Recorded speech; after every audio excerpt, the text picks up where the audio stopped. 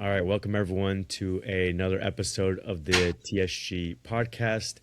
If this is your first episode, technically our first episode was like a small little welcome episode I did just to kind of let everyone know that, hey, we're starting a podcast, why we decided to start it now, and what we're going to provide. So this is maybe more of like the official first episode where we'll really dive down into a topic.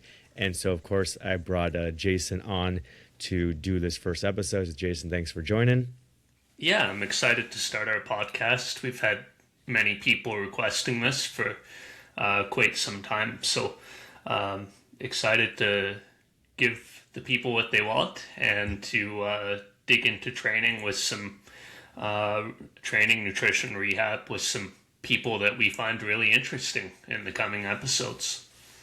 Definitely. And with giving people what they want, I feel like we should just jump straight into it and go to a good question I think people will be interested in hearing from you, which is kind of like where you think the world of powerlifting is right now and how it's changed over the years that you've been involved.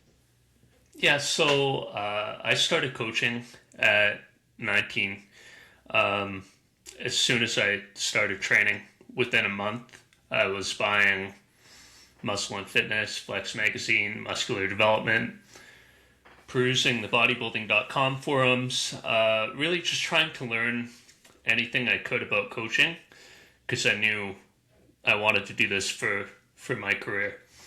And when I started coaching 14 and a half years ago, I think strength training was in quite a different place than it is now.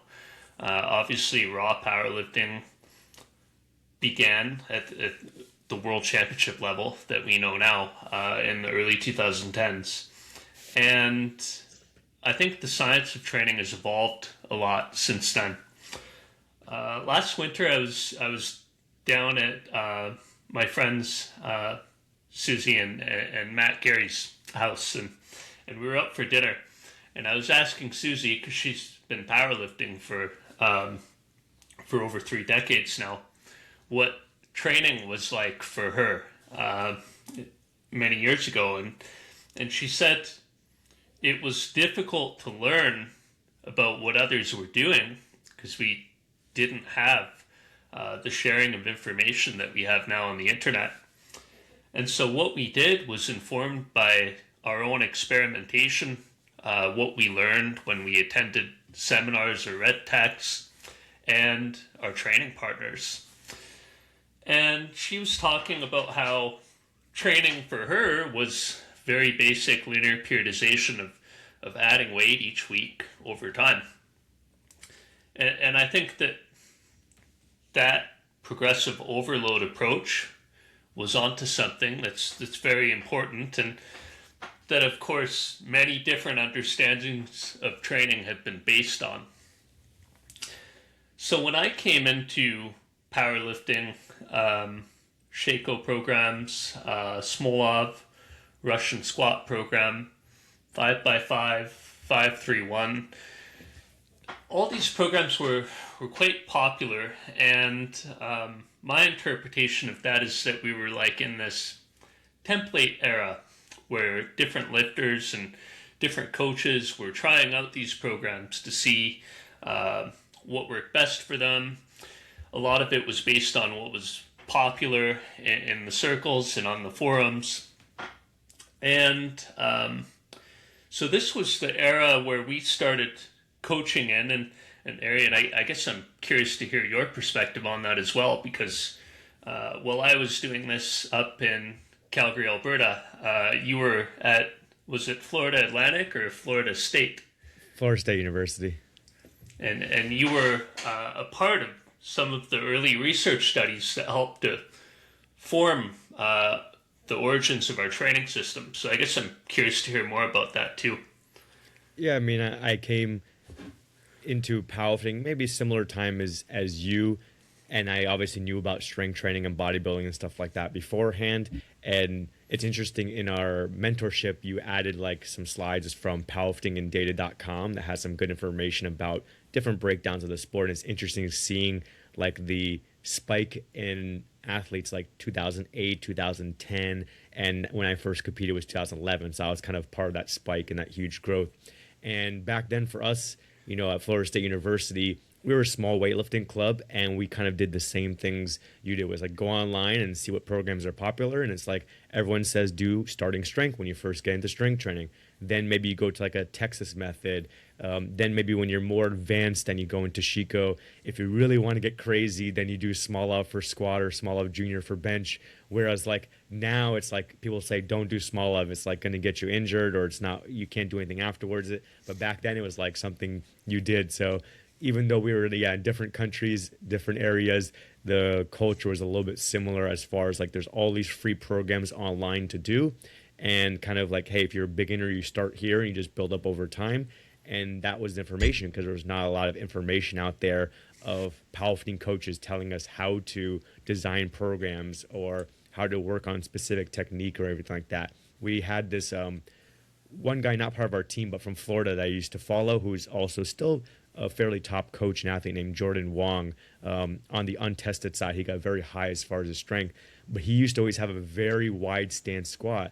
And people would ask him like, hey, you're a raw lifter, why would you do a wide stance squat? He's like, well, everything I was watching in that era was equipped guys, single ply, multiply were so popular. So he just copied what was there. There was no information on how to squat for someone who wants to maximize like the raw squat. So it's a lot of similarities between us.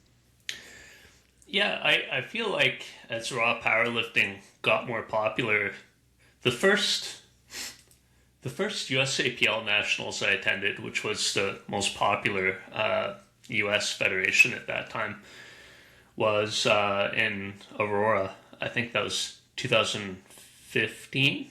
14. 2014.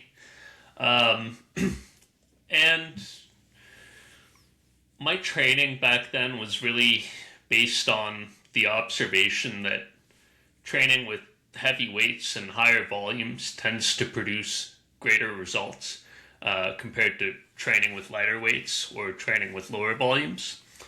So that was the style of programming that I was writing back then. It lacked a lot of scientific process. I'd say it was quite variable as I was exploring different programming ideas for people and seeing what worked best. And around the mid-2015s, the two ideas that really stood out to me were, and they were kind of divergent at first, was the RPE-driven training and then daily undulating periodization. And I was observing the results that other coaches were getting. And of course, I was also observing who Matt Gary was coaching, because his presence in the warm-up room was unmistakable to me. And his athletes seemed to be winning the competition whenever they showed up, and people were walking around with this SSPT shirt on. And I was like, what's this about? And after about, I'd say by 2017, I had kind of formed my idea of what the powerlifting landscape was. And I thought that Mike Teixeira was doing really interesting work with reactive training systems. And I thought Ben Esgro with De Novo Consulting, who also worked with Mike Zordos at the Florida Atlantic University lab, I thought that they were doing really interesting work. And whenever I watched their athletes compete, I was just consistently blown away by how well Ben's athletes were progressing and performing consistently, like 9 for 9 PRs, just like so prepared on the platform.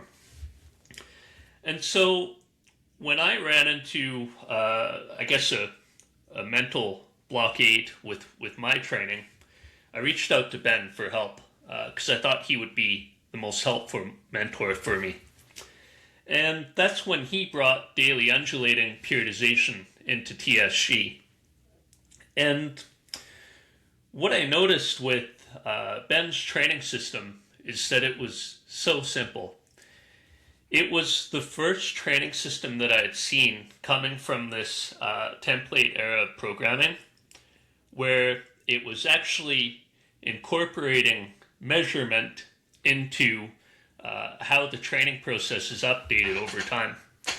The patterns in which the main lifts were prescribed, maybe 7 reps on day 1, 5 reps on day 2, 3 reps on day 3, it all just made sense. And this is when I think in powerlifting, DUP, high volume, high intensity training took off in some circles, and other circles seem to have rejected that because it didn't work for them. So, Arian, I guess I'm curious to hear your take on that, and if you think I've missed anything in like the mid 2010s there with how training evolved.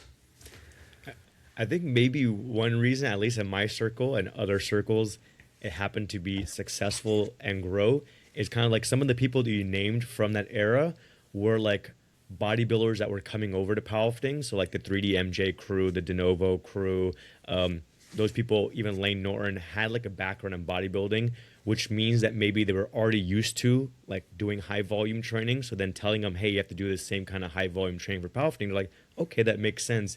And also then maybe they already had a higher work capacity. So then they were able to handle the higher volume training. So then they were successful because of it. And they're like, oh, okay, this works for me. It works. And so it was kind of like the right people at the right time for DUB to be successful. Whereas now, maybe if people are just coming into the sport with maybe a background in another sport or maybe no background in any sport, and they're just kind of coming in, like sometimes a lot of masters lifters, once they retired, like, okay, I'm going to try lifting weights, something like that for the first time in their life. So then maybe they're not used to the high volume training, and maybe they've never seen success with it before because they haven't done any kind of training before. And so then maybe they reject it initially, or they test it out, it's not successful, and then reject it and try and go to another method.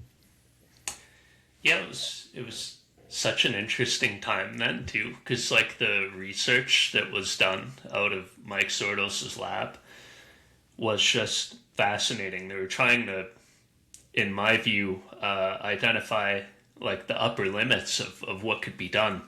And TSG's co-owner, Ben Esgro, was a part of that, and he was doing that personally. But for example, there was one study where they had 3 participants max out their squat for 36 days and either do 5 sets of 3 at 85% or 5 sets of 2 at 90% of their 1RM afterwards.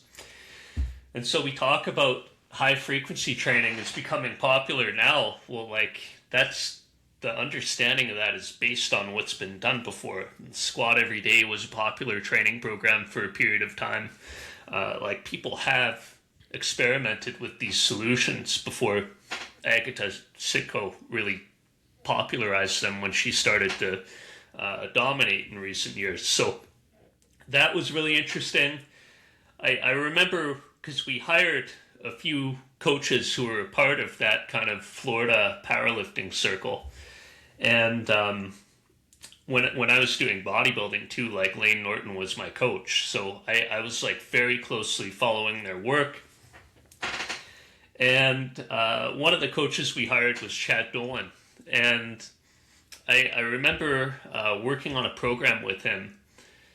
And this program ended up being like 8 sets of 6 at 75% on day 1, 8 sets of 4 at 80% on day 2, and then 8 sets of 2 at 85% on day 3. And I'm just looking at it and I'm like, that is freaking crazy. And Chad's like, I used to do this to myself all the time. And that's the type of stuff that they were experimenting with at FAU. And so from 2017 to 2020, when Ben Esgro joined our team, we were experimenting with these high volume, high intensity training programs. And our team saw really good results from that overall. And it wasn't without its problems as well. So we had, in that time, 3 world champions. Taylor Atwood won Best Lifter at 2019 Worlds, and Eli Burks was our other champion, in addition to Taylor's 2. And we had a growing team of talents in the US and Canada, which really grew our group. And while that was happening, I think the other divergent train of thought was the RPE driven, more focused on the individualization of training and the sequencing of training to peak performance. So you think about like emerging strategies and also the work that like the strength athlete was doing at the time, for example. And so at this time, I think flex training systems, which from what distant observations I've made of that, seemed pretty similar to what we were doing. It was just written in RPE and had more top sets included into the program, whereas we were writing our programs as a percentage-based training program most often. Then there was reactive training systems, juggernaut training systems, and the strength athlete. Am I missing any of the big teams at that time? No, around then, I mean, yeah, those are the big ones I saw was like RTS, TSA, yeah, like Joey and Steve Denovi and Marcellus, came a little bit afterwards. I don't know exactly where Joey would fall, kind of compared to RTS and TSA. Yeah. Yeah, so I think these teams were really experimenting with different training styles and popularizing them. And the way I approach competition is like, okay, like let's see whose work is most effective. So when I was coaching TSG athletes against any of these other teams, it was also like kind of like a test of our ideas compared to what other teams were doing. And when COVID hit, I think kind of powerlifting changed. Unfortunately, the first ever Sheffield got canceled that year. We were going to have 3 competitors going from TSG. So it was Taylor, it was Eli, and it was Evie Corrigan, who was coached by one of our coaches at the time. And after COVID, it seemed like training evolved in different directions. So we started to see more PRI, like postural restoration ideas. We started to see the rise in like kind of this early golden microcycle concept. Popularization of fatigue management. I think that the high volume and high intensity training that we were writing, which was very specific, people were becoming more outspoken against that style of training at the time, citing its injury rates, which is never something that has been objectively proven.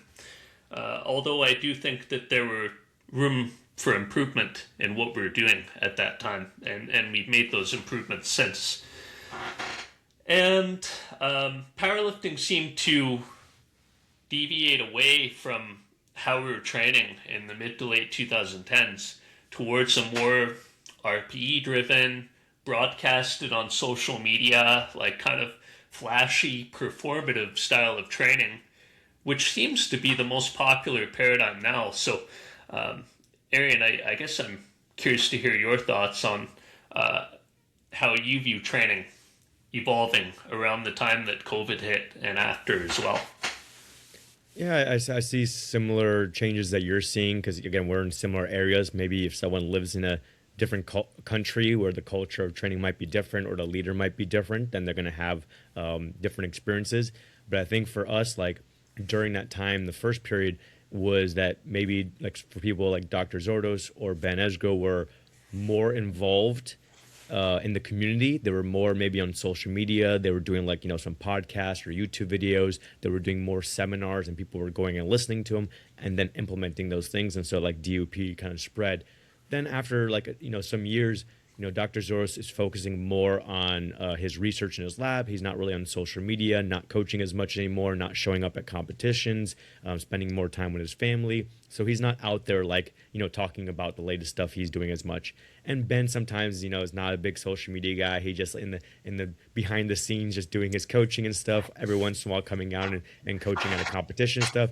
And so maybe like DUP wasn't spreading around as much because those guys weren't in the forefront as much. And then you have someone like Mike Tushir, who then became more in the forefront with his coaching, going to competitions and coaching, doing different seminars and podcasts and everything like that. And so then when Mike T starts talking about RPE, everyone wants to implement RPE. Or when Mike T wants to do a top single at RPE 8, everyone wants to start implementing that. And then now by doing this emerging strategies, everyone's like, okay, let me try that out. So he's kind of right now at the forefront of bringing ideas into the sport and then people wanting to try those ideas out. Yeah, I think in each era that we've covered so far, different lifters learn different things. So when we think about like Susie, just progressive overload, linear periodization back in the day, I think that's foundational to how almost all athletes train now. And as training became maybe more complex over time, people are experimenting with these different templates. They're learning that different setups work best for them, and they're also learning that different amounts and structures of training have consequences as well. And then I think with the RPE ideas, and it's not that RPE is a training style, RPE is a tool to select the load that you put on the bar. But I think the coaches who are using RPE were writing training programs differently than we were, perhaps with the exception of Joey, who, again, it's not like I've read his programs, but from my distant understanding of what he does, it's quite similar to our training programs, just with top sets and written by RPE. And as these coaches who are using these different training strategies centralized around RPE, as their coaching ideas are evolving, there's more of an emphasis on measuring the stress of training and measuring the time to peak. And in my opinion, the lesson there is a focus on performance isn't just dependent on how much you do, it's also dependent on the sequence of training. And so now we have this understanding that you need progressive overload. When you progress the amount of high intensity training you're doing, it can increase your strength results, but also it can increase your risk of side effects. And then we have this understanding that measuring different variables and individualizing training so that there is a sequence which predicts when you reach peak performance is important. And after COVID, I think we started to focus more on minimum effective dose when Dr. Pack's research came out on this. So now we're not talking about doing as much training as you can to make progress, but it's like, what's the least amount I can do to make progress? And then as time goes on, this golden microcycle concept is emerging, where from my observation, training is becoming less specific than how we were writing it in the late 2010s. There's more of an emphasis on variations and assistance movements. And this golden microcycle concept is a different interpretation that performance also depends on the sequence of events that precede it. And so if I'm a coach and I don't measure what I'm doing, I just write a program, weeks 1 through 4, send it to the athlete, and have them do their weekly top sets so that I can loosely monitor whether the training is working. The one way to gauge the dose I've done and the response I get is to keep that structure pretty similar over time. Because if I'm writing a very different training program from month to month, then it's going to be really hard for me to tease out what's working. And so I think the golden microcycle concept is like it's many things, but it's an attempt to define a dose of training that produces a response when the training is not as measurable as maybe TSG's training would be. And so I think that's now the popular paradigm. And I think that all of these different eras are moving towards better defining what amount and structure and sequence of training we need to do to get the desired response. And it's like we kind of went from like add weight each week to like now with data-driven strength study last year, we're starting to get like some ideas of like when you train a lift more days per week, generally it gets better performance gains. Not always, but generally. We're starting to become more prescriptive with what variables influence strength gain most. And that's a really exciting direction of training, in my view.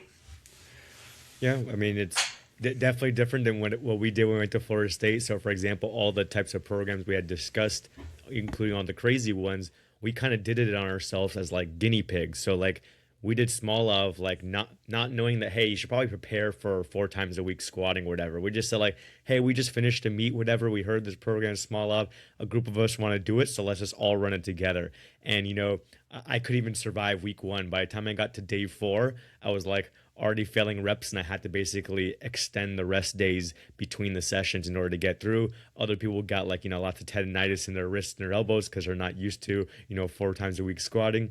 When it comes to like the daily maxing, I did for a short period of time in 2015, just like a week or 2 of daily maxing, because I had hit 222.5 kilos in a competition, which is 490 pounds for the American people, and I wanted to get to 500 pounds. After the meet, I would just max out every day in the gym and do my back offsets until I felt good a certain day and just maxed out. But like you mentioned, there can be side effects to that too. I did it for a short period, but I saw, for example, the side effects when Dr. Zordas first did it on himself, which is like sometimes he got like really tight shoulders and tendonitis where it was like difficult to get under the bar and set the bar on your back. It can also then negatively affect your bench press and deadlift. So while your squat's going up 10 kilos, what if your bench goes down 10 kilos and your deadlift goes down 10 kilos? Well, then your total is not going in the right direction.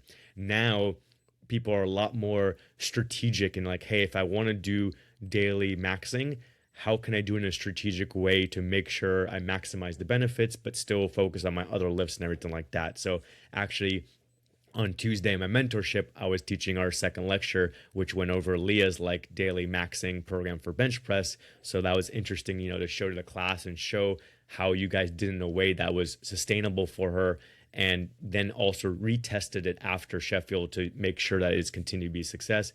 Compared to before, it's like we were just university students, just do whatever we want and see the end result and everything like that.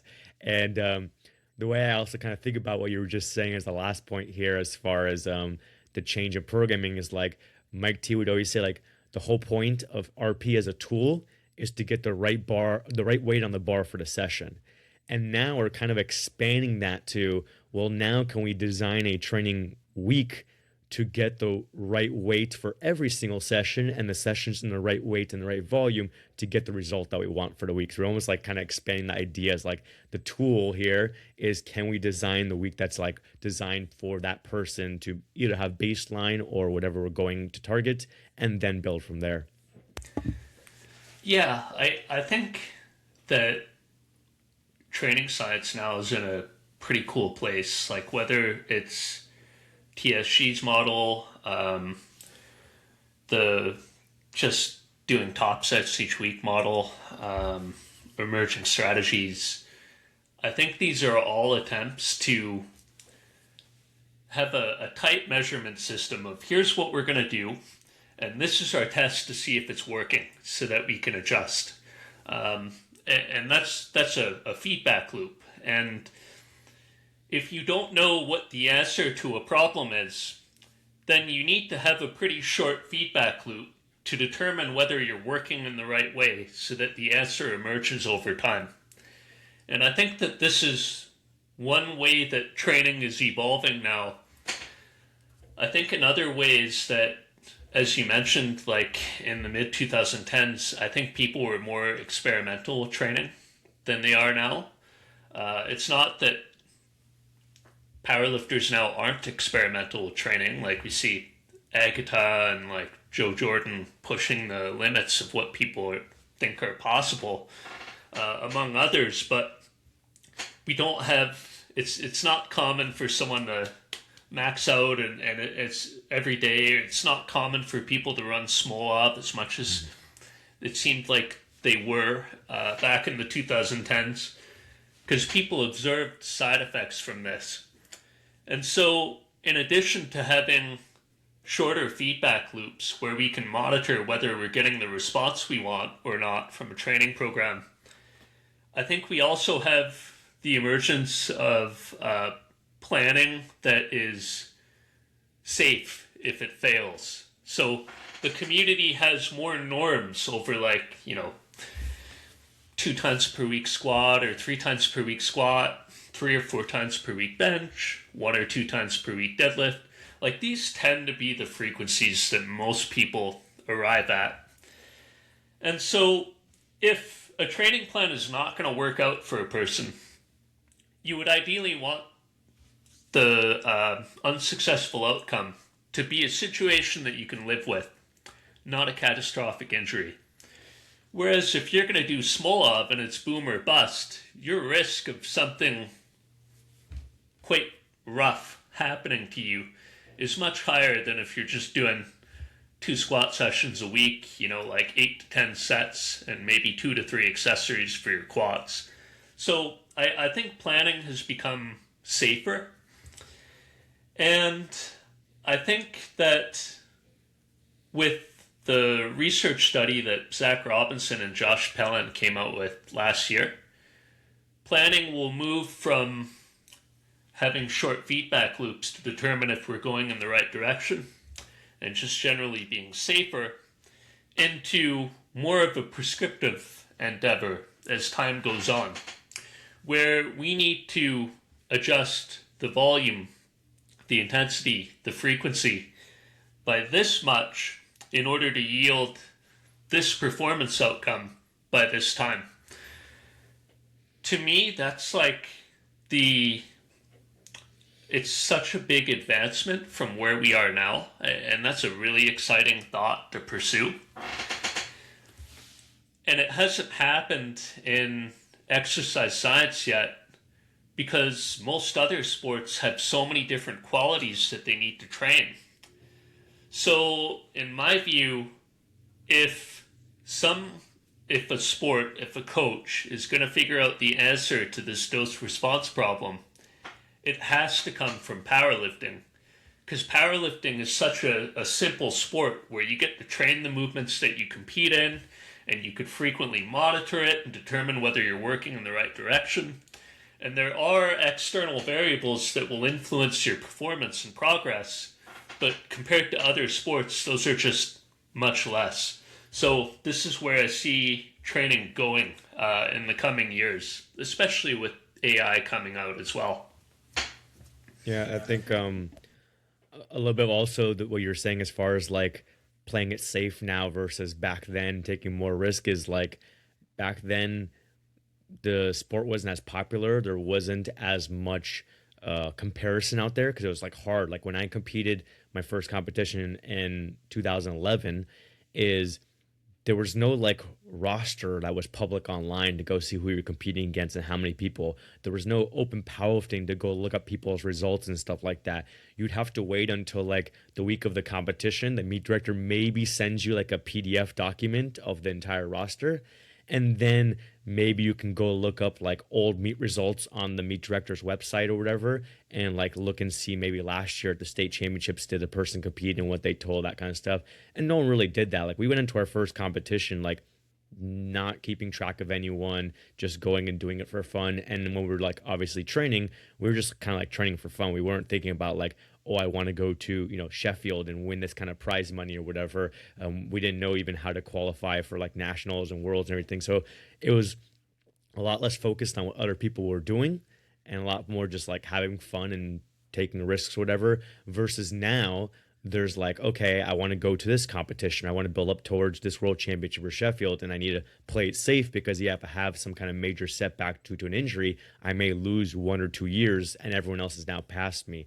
And even as a coach, you have a livelihood now versus back then we're like helping each other out for free. Dr. Zoros was giving us training programs for free. He had, his university work where he was making his money. But now as a coach, like, do you want to take the risk and do some kind of extreme measure? And if it's unsuccessful or a catastrophic failure, then you lose that client, you lose that money. And also they may then tell other people that it didn't work out and you lose that kind of word of mouth. Or you can play like a little bit safer and get some progress out of that person. And then they may be happy. They may stay on with you, get more money, and then also recommend people to you. So it's also kind of like that aspect now is as the sport has grown, it's become more competitive, more comparing to each other, bigger goals, prize money, and also coaches making money and stuff like that. It's like, okay, maybe we'll keep in this safer range versus like higher risk, high reward, where we may just have some kind of catastrophic failure.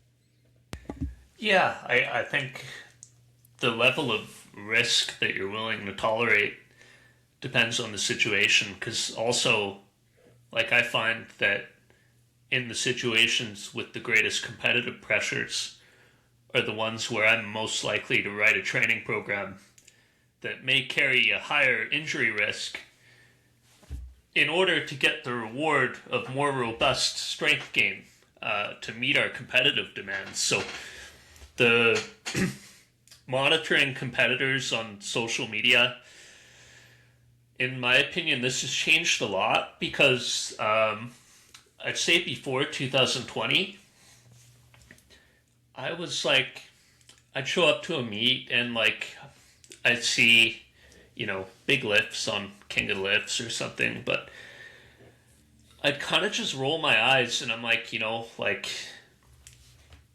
don't have a history of putting this on the platform. So what you've shown online, I feel like it was more likely to be underwhelming on meet day. Whereas I think since Sheffield has come out, we started to see more and more of athletes showing up and expressing what they've shown they're capable of in training on the platform. And so having access to the scouting information, which is something that I tried to like popularize in 2018 and 19, I think really that concept has just evolved into carefully watching who you're going to compete against on Instagram and seeing if the competitor that you're coaching has a rate of progress to realistically match up against their opponents on meet day. And if not, that may inform the aggression of training. So I think that's been an interesting development as our sport has grown and become more popular in the online space. Yeah, it'd be funny if one day there's some kind of like automated system or whatever where the automated system will just like anytime a competitor makes a post, it'll just grab like the description and see what weight did they do, how many reps and what body weight, like whatever information they put in there, and just keep it like a database for you, so you don't have to go and do the scouting yourself. I'll just collect it all for you. Yeah, it can't be that hard to build an AI agent that does that, I would imagine, but I don't know. Then you could take it one step further if you want, and the agent downloads the training video and like tracks the velocity for you to give an estimate of like what their max is. Maybe someone listening will make that for everyone. So yeah, that'll be the next level of scouting reports.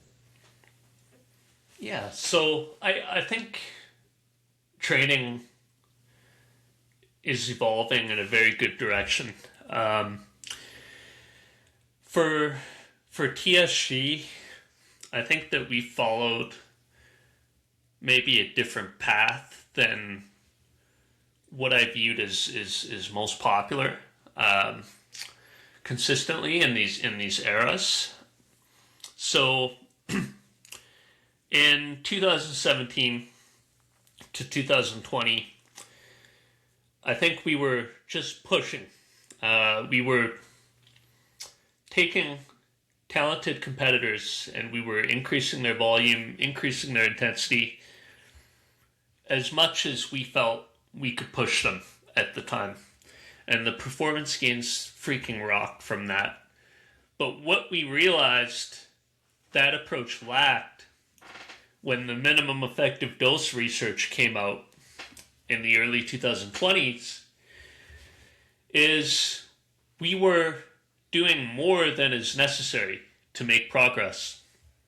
And we also realized that if this is a glass of inflammation in a tissue, in training you never know how much water is in that glass until it spills over and you have an issue. And so if we're talking about managing the amount of water in this glass, carefully increasing the training stress over time is one way to ensure that you remain below the limit. Careful monitoring is another way, because maybe there's some small signs that something's going to come up. And having a periodized approach where after a high stress period of training, you have a regenerative period which allows the inflammation to settle down. And you have variation, you have movement variability when it isn't necessary to be so specific. This can also help to manage the amount of repetitive stress that's being applied to a single area. Ultimately, repetitive stress injuries are like, if a powerlifter is going to break down, it's likely going to be a result of that, because we're trying to get strong at 3 movements. Like there's only so many ways you can do this.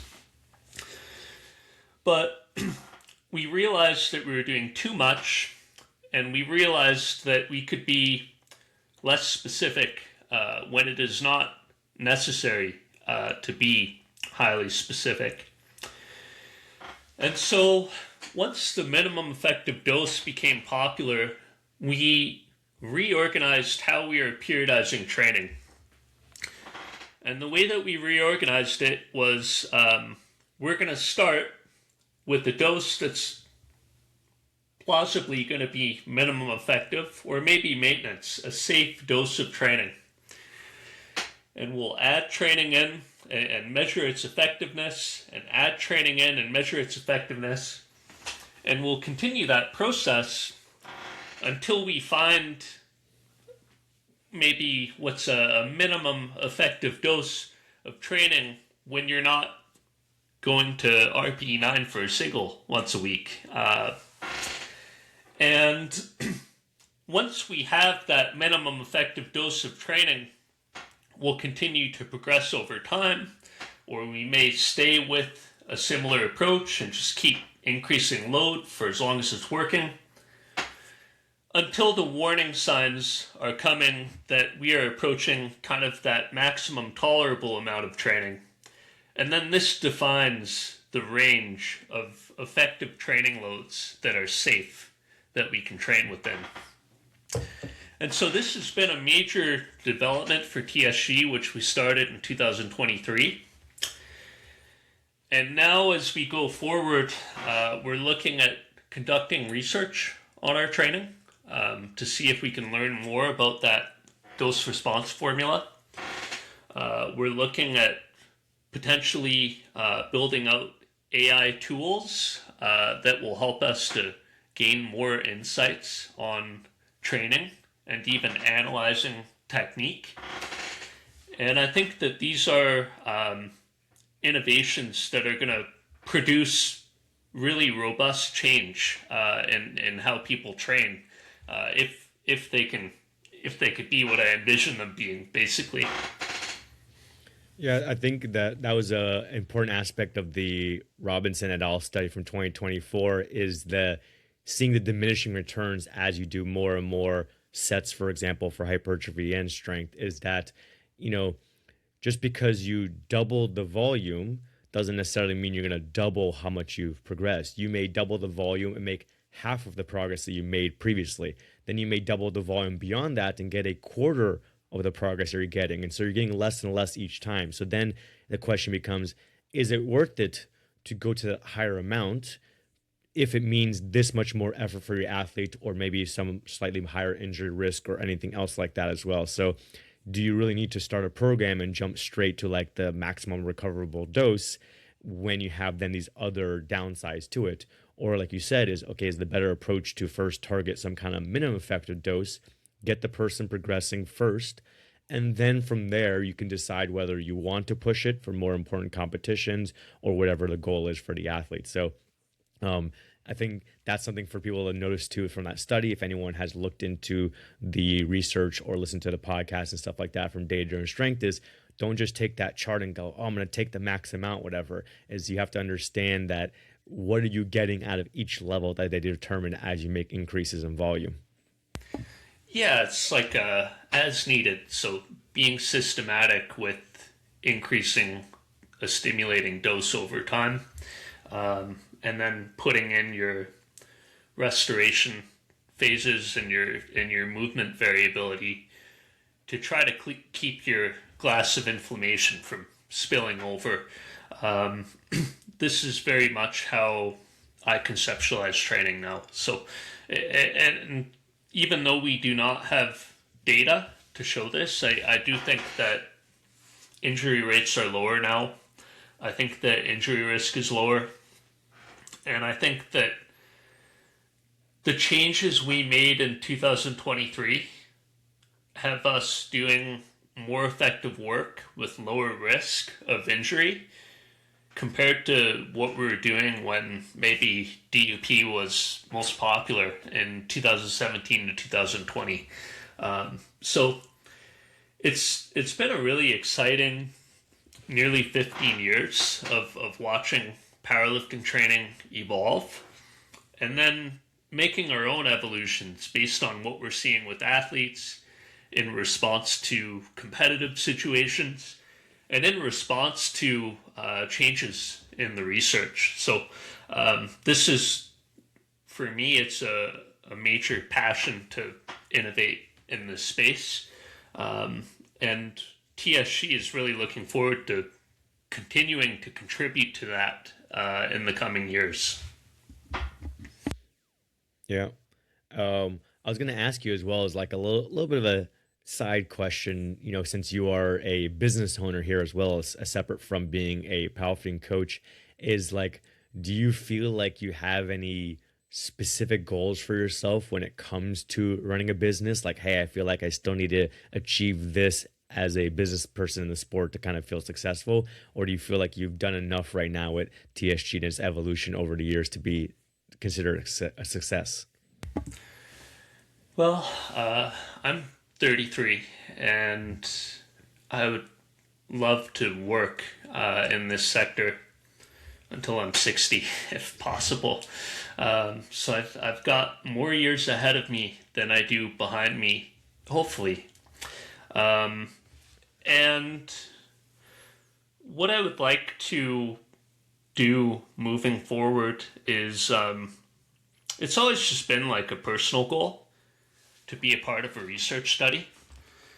So there was actually a research study that involved FIPL, the Italian Powerlifting Federation, ran by our statistician at TSG that I helped to fund to put on. So we have that going on. And this research study is going to validate a pose estimation model which tracks the location of joints and the bar throughout the lift. It's also going to, it used EMG, so electromyography, to detect the electrical activity of muscles surrounding the hip. and it'll be used for modeling how the hip muscles function in the low bar squat. So I think that will be pretty cool too. We also have a study group put together to dig deeper into the training variables that influence progress. I have some curiosities with bringing AI into powerlifting, and not in the way, like I remember in the late 2010s, a spreadsheet was AI, and I'm like, no, it's not. Like, it can't be now, but it wasn't then. It was just an expert system. So, bunch of formulas of if I do this, then do this, and if I do this, then do that. I think that AI could really help us to understand things about expected performance outcomes and expected fatigue and injury risk outcomes from programs that to this point our naked eyes have not seen. So I would like to help uncover those answers and support the scientific community in doing that. But I think the main thing is like TSG now is 25 people working in our team, and I would like to continue to grow a place where coaches can have a career.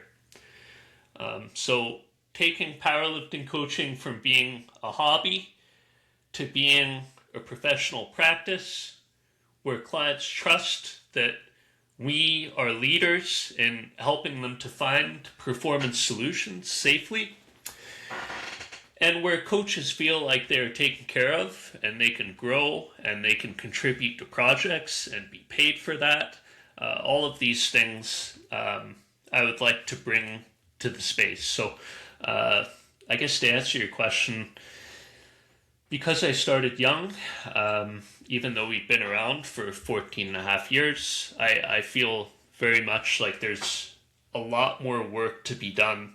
And I think like I'm only on like maybe if my career is 18 holes of golf, I'm on like hole 6 or hole 7, so to speak. You have to bring a golf analogy in here. Yeah, I mean, it depends on how much you want to discuss as far as the business side of TSG is. I think it'd be interesting for people to hear one of the developments of TSG over the years is kind of what you were saying towards the end, which is like, depending on what country you're in, the term might be different as far as being like an independent contractor or being self-employed. And that gives you a lot of freedom for your job, but also you don't have the same kind of resources as far as working for a company as like a W-2 salary employee. So if you want to discuss some of the things that you're trying to do to bring that to, if someone joins a team, they get more support from the company to help them with like sick days, vacation days, other aspects like that. Yeah, so this was never a problem for me when I was in my 20s, or it was a problem and I neglected it. But when I met my wife and she observed my working habits, she was like, "What the hell are you doing?" Because I was working like every single day. I would save most of my programming until Sunday, and then I would have like this like 14-hour day where I just felt absolutely horrible after that. And it was just kind of like, it was very unprofessional of me, and it wasn't supporting my personal life either. Because to have boundaries in online coaching, especially when your clients are dispersed throughout the world, for me, I've found that to be challenging because I care about my clients. Like I'm curious how their training session is going. If it's a Monday night or maybe it's Friday night here, but I know a client in Australia is hitting a big session. Like I'm really tempted to check my phone, and that doesn't have restorative effects for me anymore. So I think the teams that we mentioned in this episode in the 2010s, like RTS and Flex are here, and in some capacity, Juggernaut has their Juggernaut Training Systems app. TSA is kind of, I don't really know what's going on there. It seems like it's hard to have lasting power in powerlifting. I think the market values the coach who is the highest performer. I think it will be hard to see that changing much in time, even though I would caution people that the coach with the highest performer may not have an unprecedented understanding of training. They may just have the best responder to training.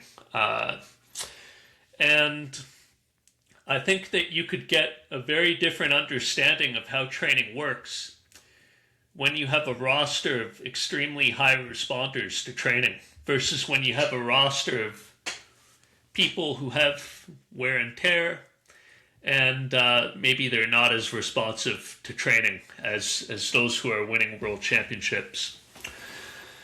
So I would like to provide a way for coaches to have better boundaries by helping them with their scheduling practices, and also to have weekends, and hopefully to have sick days and vacation time in the future. So that's something that we've begun experimenting with in our team.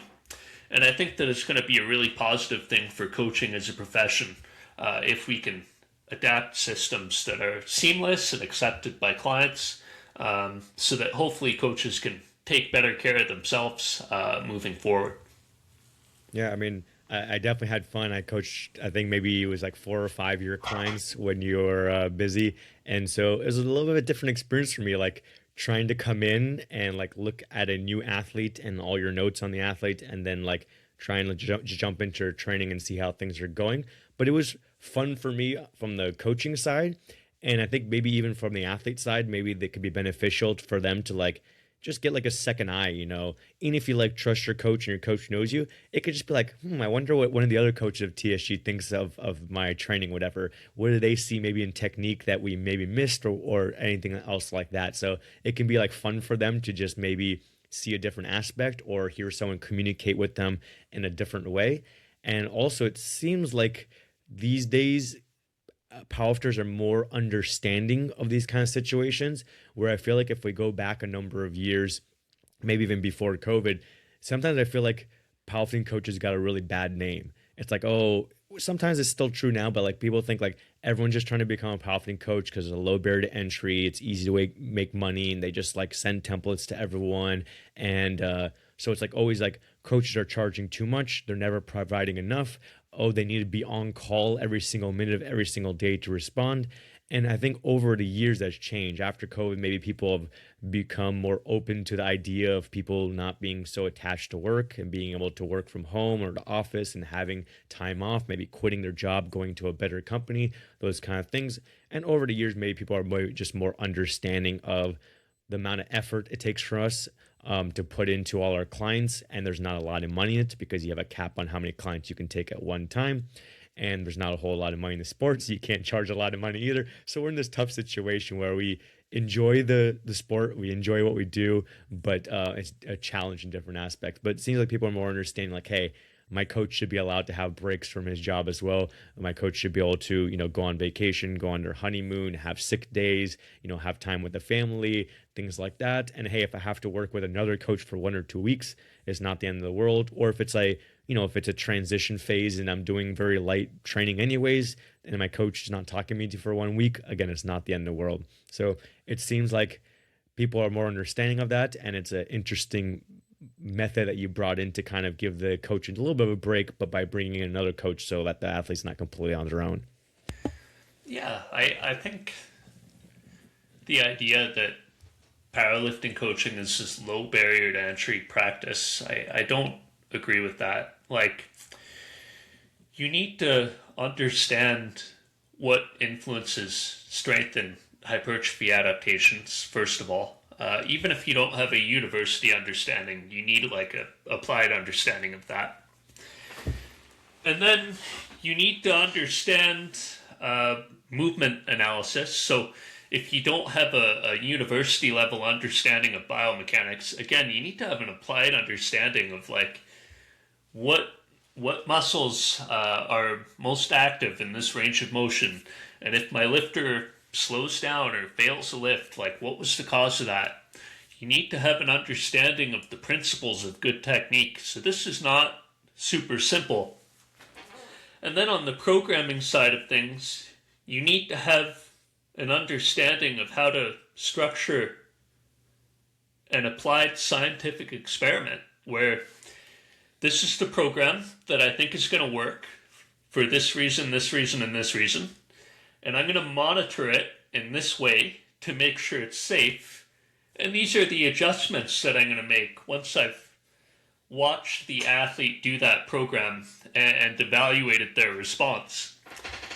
And this is not a basic skill set. So I think to dumb powerlifting coaching down and kind of treat it like it's some entry-level job, I don't agree with that. And this is one of the reasons why I'm rather motivated to professionalize coaching and to provide education experiences to coaches, because I think that there's quite a good amount of complexity here. And during my journey in coaching, I spent nearly 3 years working with different coaches who were training NFL, UFC, boxing, NHL athletes.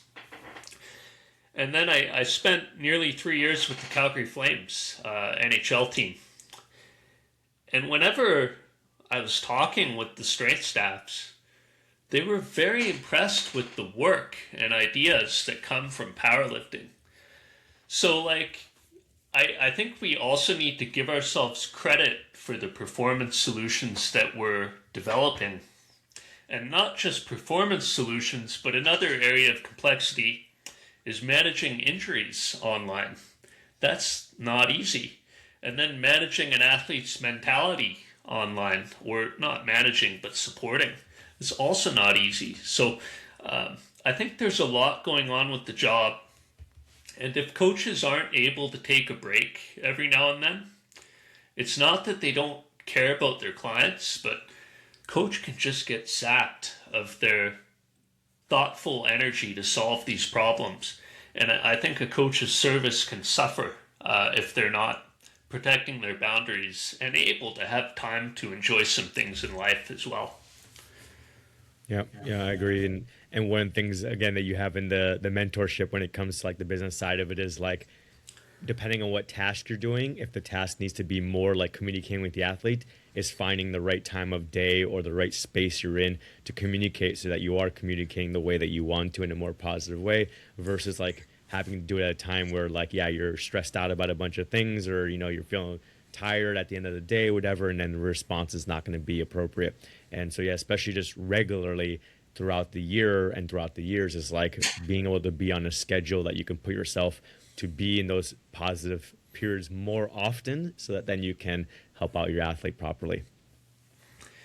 Yeah, I think coaching can either be very professional and structured, and you know, like I work 8 to 9 hours, 5 days per week consistently, and I have weekends, but if I need to work on weekends, I can. So it's like at a good place of balance for me, finally, after a lot of growing pains.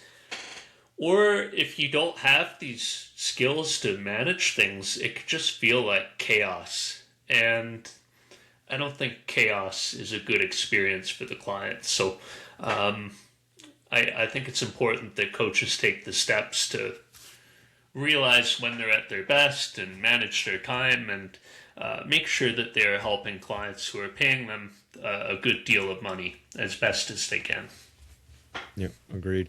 I want to throw a couple more questions at you, but before that, just to throw this out to our listeners, you know, you can always leave your comments of what your thoughts are on like the current state of powerlifting, good and bad.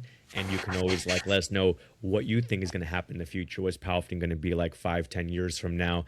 And, you know, if you need to follow us on social media. We have our Instagram, The Strength Guys, and then also you can check out our website, thestrengthguys.com, to see all the stuff we're talking about as far as like our coaching services, our mentorship, everything like that. But one question I want to throw at you, depending on our scheduling of releasing our podcast, this may come out after Sheffield, but I want to say, do you have any predictions on who will win Sheffield? So on the women's side, I think Tiffany Chapon and Heather Connor are both in a good position to push there. I think Sarah Naldi is an interesting competitor, and I'm looking forward to watching the Battle of the 63s. It's the last meet, supposedly, where chest thrust on bench is allowed. So I'm also loosely interested to see what will happen with the world records once it's not allowed. If the IPF is going to adjust those or what's going to go on. But so that's my look on the women's side. I think Carlina will be interesting as well. Like, she keeps getting better consistently. And on the men's side, I think Austin Perkins has got a good chance at it. I think Anthony McNaughton has a good chance at it. I think Anthony McNaughton has stellar game day coaching with Susie Hartwick-Gary as well in his corner, and John Song. So I think that'll help his cause. And Joe Bornstein as well. I think that he can do some damage. So I guess in some order, if I had to make picks, I would say Tiffany on the women's side, and probably Austin on the men's side. You? Yeah, man, that seems to be the safer picks, and I'm going with the safe picks as well. Is I think, yeah, Tiffany kind of has like, more motivation since Worlds, and she's been putting up some big numbers at 47s or just above 47. And so I think she's going to come in strong, and it looks like she's been able to execute the last few meets, making lots of attempts. And so I think that's the safe bet. She comes in, makes, 7, 8, 9 attempts, breaks that world record, and gets first place. And on the men's side, again, I think the safer pick is Austin Perkins, is that he may actually now push himself, since sometimes people say he sandbags some less important meets, RP 8, whatever. This one, if he comes in and pushes himself RP 9, 9.5, without going too far over the limit to give these guys an opening, I think he is going to be the winner on the men's side. So I want to add something on that. Like, I don't think Austin sandbags. Like, I think he's a fast squatter. And this is also, when we talk about diminishing powerlifting coaching, you need to understand biomechanics. Like, some lifters may cut their depth before they miss on strength. Like, this is a problem that a lifter can have. And other lifters may rely more on momentum strategies in order to overcome the range of motion where they will eventually fail a lift. And so they're fast until they're not. And I think that's Austin on squat to some extent. And looking forward to seeing what everyone can do, and then kind of reorganizing our efforts in order to match up with them at Worlds. Yeah, and even though I'm going with the safe picks, almost every year there's certain kind of upsets, even from the very first time with Evie Corrigan surprising everyone. So it's not always the safe picks that are winning. So there could be some kind of craziness that happens this weekend, and someone else that comes out on top. The other fun question I wanted to ask you, if you have anything in mind, is do you have like a favorite meet or favorite moment at a meet that you remember from all your time? I would say it was pretty special for me to actually coach at Sheffield and 2024. I was there in 2023, but due to the number of coaches allowed per athlete, I wasn't allowed back into the back area. So I actually brought a whiteboard and I would write the attempts for Taylor on the whiteboard and hold it up from the front row to communicate my thoughts to Ben Esgro, who was coaching him that day. And yeah, so it was really special to be a part of Sheffield in 2024. I thought that was some of, if not the very best work that our group had done with Leah that year.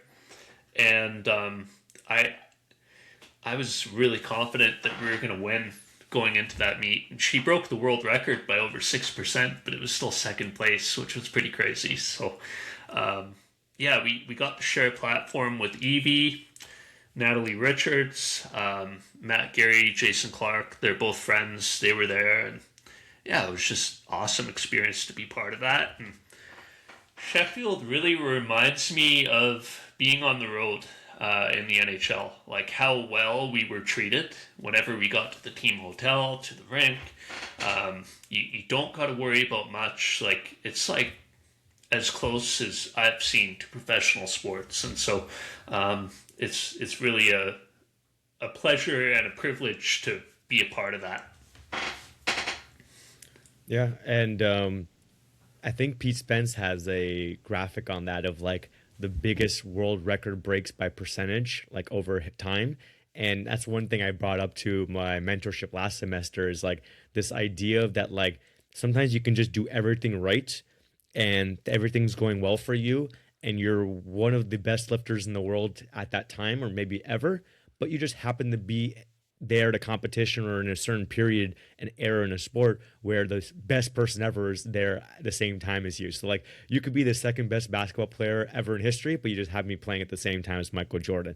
And it's like, okay, you may not be winning every year. And so like Leah, you guys did an incredible run with her and she had this huge world record percentage break. It just happened to be someone else was at the competition with a better break of the world record.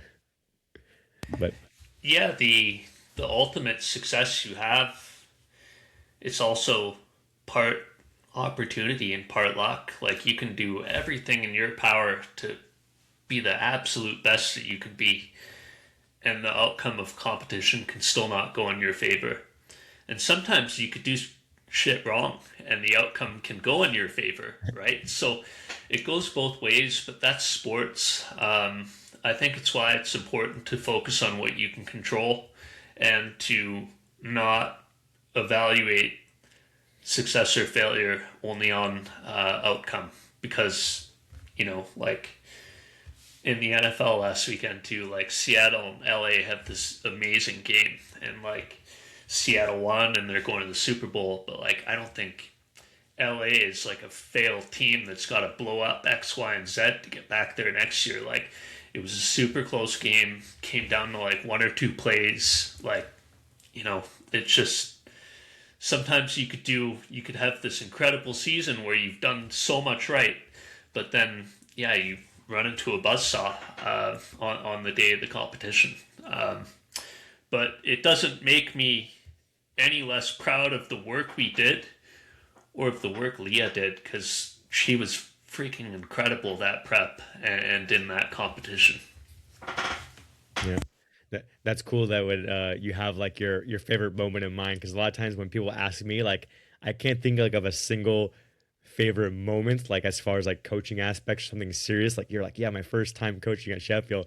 For me, I usually tell people my favorite banquet was 2017 Classic Worlds in Belarus, when we were like in the club underneath the venue and we didn't even have dinner. It was like free appetizers, free shots of vodka on the table, and then at the bar like free beer or wine and like a DJ and stuff like that. We even got like Matt Gary to have a drink with us and everything like that, and we just like partied there all night with the DJ and everything like that. That's back when Gino was announcing meets as well, so Gino was there having a blast with everyone, taking shots and being on the dance floor. So I was like, that was like the best banquet as far as like having fun with like everyone there, as far as referees, coaches, athletes, everything like that from Worlds. So that's like one of my favorite moments as far as like partying. But sometimes it's challenging to figure out my favorite moment as far as coaching. Yeah, I actually I had a good time at Worlds in Belarus.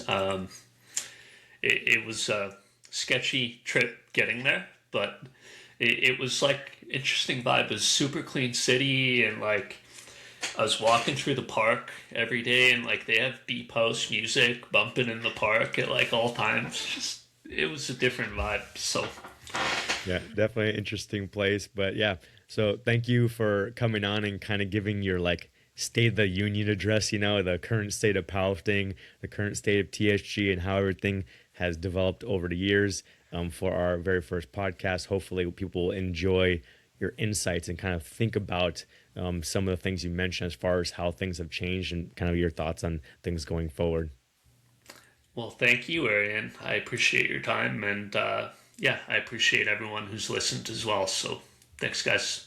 Yep. Thanks for everyone listening. Be sure to kind of subscribe to us on whatever platform you're listening to and be ready for more episodes in the future.